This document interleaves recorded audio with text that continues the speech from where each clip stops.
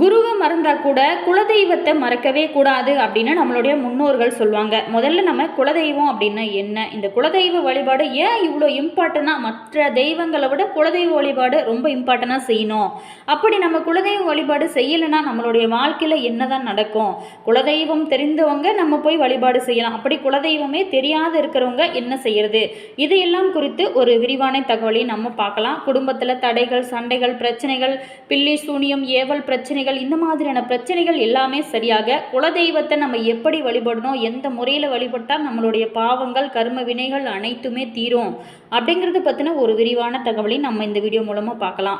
நம்மளுடைய முன்னோர்கள், அதாவது தலைமுறையாக வழிபட்டு வந்த தெய்வம் தான் குலதெய்வம் அப்படின்னு சொல்கிறோம். ஒரு குடும்பத்தோட ஆன்மீக ஆணி வேராக இருக்கக்கூடியது குலதெய்வம் தான். இஷ்ட தெய்வம் நமக்கு பிடித்த தெய்வமாக கூட இருக்கலாம், ஆனால் குலதெய்வம் அப்படிங்கிறது நம்மளோட குடும்பத்தோட கர்ம ரீதியாக இணைந்த தெய்வம். அதனால தான் குருவை மறந்தா கூட குலதெய்வத்தை மறக்கக்கூடாது அப்படின்னு நம்மளுடைய முன்னோர்கள் சொல்கிறாங்க. சரி, இந்த குலதெய்வத்தை பற்றி நம்ம விரிவான வீடியோவை பார்க்கலாம். வீடியோ பார்த்திங்கன்னா உங்களுக்கு ரொம்பவே யூஸ்ஃபுல்லாக இருக்கும். கடைசி வரைக்குமே ஸ்கிப் பண்ணாமல் முழுமையாக பாருங்கள். வீடியோ பிடிச்சிருந்தால் மறக்காமல் லைக் பண்ணுங்கள். இது போன்ற பல சுவாரஸ்யமான தகவலை நீங்கள் தெரிஞ்சுக்கணும் அப்படின்னாலும் மறக்காமல் இனியவள் உற்சாகம் சேனலை சப்ஸ்கிரைப் பண்ணிட்டு கூடவே பாருங்கள், பெல் பட்டன் இருக்கும், அதையும் ப்ரெஸ் பண்ணிட்டு வாங்க வீடியோக்குள்ளே போகலாம். உங்களுடைய குலதெய்வத்தோட பேர் என்ன அப்படிங்கிறது மறக்காமல் கமெண்ட்ஸில் சொல்லுங்கள்.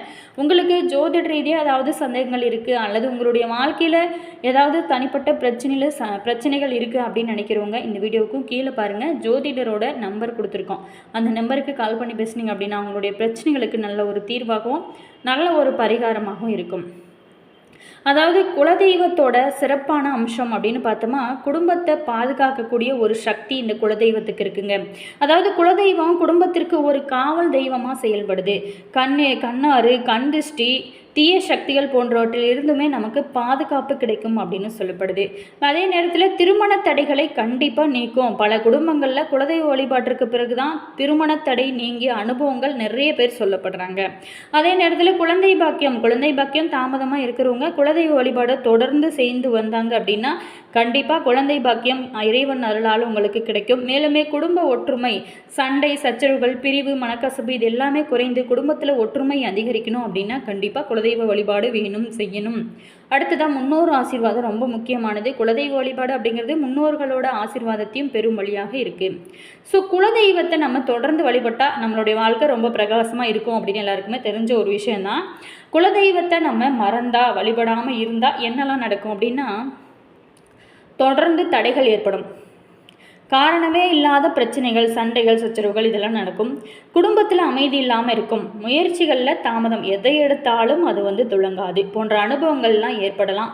மேலுமே ஆனால் இதை பார்த்திங்களா, நம்ம அதெல்லாம் செய்யக்கூடாது, நம்மளுடைய வாழ்க்கையில் பல கஷ்டங்கள் சந்திக்கக்கூடாது அப்படிங்கிறவங்க கண்டிப்பாக குலதெய்வம் தண்டிக்க வருவதில்லை. வழிபாட்டின் மூலம் குடும்ப மரபோடு மீண்டும் இணைவது ரொம்ப முக்கியமான ஒரு விஷயமாகவும் சொல்லப்படுது. இந்த சரி, குலதெய்வம் தெரிந்தவங்க வழிபடலாம், அப்படி தெரியாதவங்க என்ன செய்யறது? இது பல பேருக்குமே இருக்கக்கூடிய ஒரு பிரச்சனையாக இருக்குது. இப்போ நிறைய பேருக்கு குலதெய்வம் தெரியாமல் இருக்கிறாங்க. அதாவது குடும்ப பெரியவங்ககிட்ட கேளுங்க.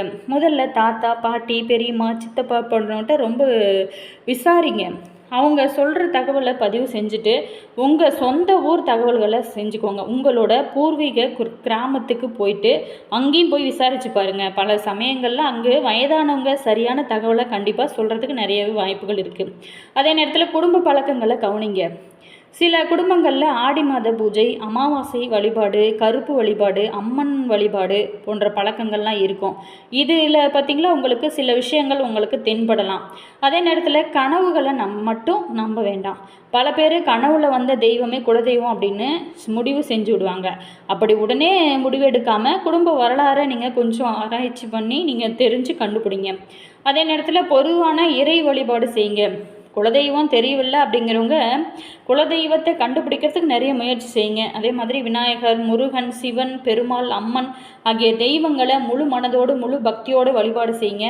குலதெய்வ வழிபாட்டோட ரொம்ப முக்கியமான ஒரு முறை அப்படின்னு பார்த்தோமா, முதல் தலைமுறை, அதாவது கோவிலுக்கு போகிறதுக்கு முன்னாடி மனதை சுத்தமாக வச்சுக்கணும். இதுதான் ரொம்ப முக்கியமான விஷயம். ரெண்டாவது விஷயம்னு பார்த்தோமா, குடும்பத்தோடு சேர்ந்து நம்ம கோவிலுக்கு போகிறது ரொம்ப நல்லது.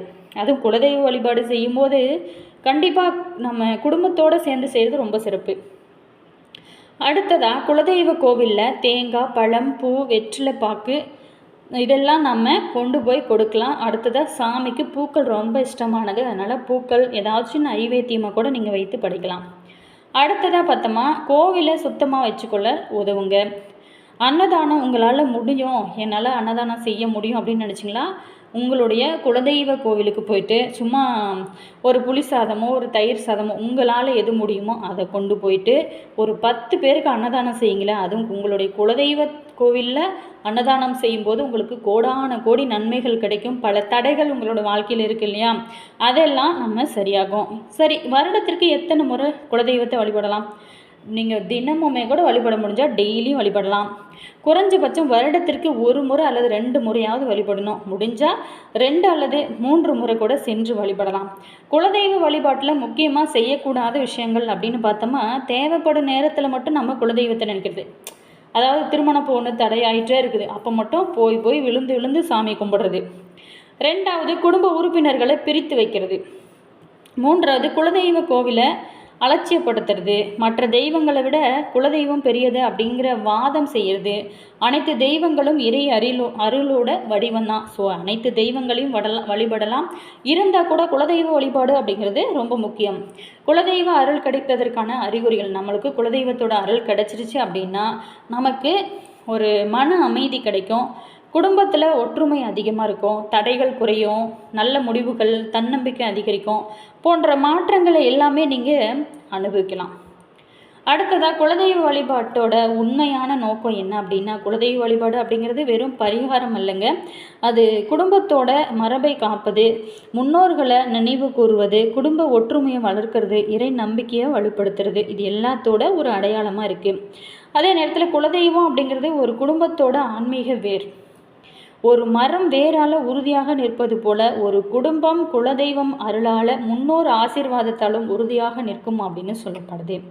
எனவே உங்களோட குலதெய்வம் தெரிஞ்சால் தவறாமல் நீங்கள் போயிட்டு வழிபடுங்க. அமாவாசை நாளில், பௌர்ணமி நாளில் குலதெய்வ வழிபாடு செய்கிறது ரொம்பவே நல்லது. தெரியல அப்படின்னா குடும்ப வரலாற்றை ஆராய்ச்சி செஞ்சு கண்டுபிடிக்க முயற்சி செய்யுங்க. இறைவன் மீது நம்பிக்கை வைத்து நல்ல செயல்களை செஞ்சு வாழுங்க. உங்களோட வாழ்க்கை ரொம்ப பிரகாசமாக இருக்கும். குலதெய்வத்தை வணங்கக்கூடிய குடும்பம் ஒற்றுமையிலும் சரி நிம்மதியிலும் சரி வளர்ந்து கொண்டே இருக்கும் அப்படின்னு நம்மளுடைய முன்னோர்கள் கூட சொல்லியிருக்காங்க. அதே மாதிரி வாழ்க்கையில் தொடர்ந்து கஷ்டங்களையோ சந்திக்கிறவங்க தங்களோட கஷ்டங்களுக்கான தீர்வு நாடி மகான்களையோ அல்லது ஜோதிடர்களையோ அணுகினாலே பெரும்பாலானவங்களுக்கு கிடைக்கக்கூடிய பதில் குலதெய்வத்தை சாமி கும்பிடுங்க அப்படிங்கிறது தான். இப்படி நாடி சொல்கிறவங்க பல பேருக்குமே தங்களோட குலதெய்வம் எது அப்படின்னு தெரியாமலே இருப்பாங்க அப்படிங்கிறது தான் ஒரு ஆச்சரியமான விஷயமா இருக்குது. நாம் செய்யாத, அதாவது நாள் செய்யாததை கோல் செய்யும் அப்படின்னு சொல்லுவாங்க. கோல் செய்யாததை குலதெய்வம் செய்யும் அப்படிங்கிறது பழமொழி. நடக்காத காரியங்களையும் கூட நடக்க வைப்பது குலதெய்வ வழிபாடு தான். கண்டிப்பாக நம்மளுடைய குலதெய்வம் நம்ம வழிபாடு செய்யும்போது நம்மளோட வாழ்க்கை ரொம்ப பிரகாசமாக இருக்கும். அதே நேரத்தில் வலிமை குலதெய்வங்களுக்கு இருக்குது. பெற்றவர்கள் எப்படி குழந்தைகளை தங்களோட கண்களுக்குள்ளே வைத்து பார்க்குறாங்களோ அதே மாதிரி தான் குலதெய்வமும் நமக்கு தன்னோட வம்சத்தை மக்களை காக்கும். ஆனால் பிழைப்புக்காக ஊர் விட்டு ஊர் நாடு விட்டு நாடு போய் வாழக்கூடிய 2-3 தலைமுறை கடந்தவங்களில் சில பேர் குலதெய்வ வழிபாட்டை விட்டு விடுறதுனால தான் அடுத்த தலைமுறைக்கு தங்களோட குலதெய்வம் எது அப்படின்னு தெரியாமல் போகிறது.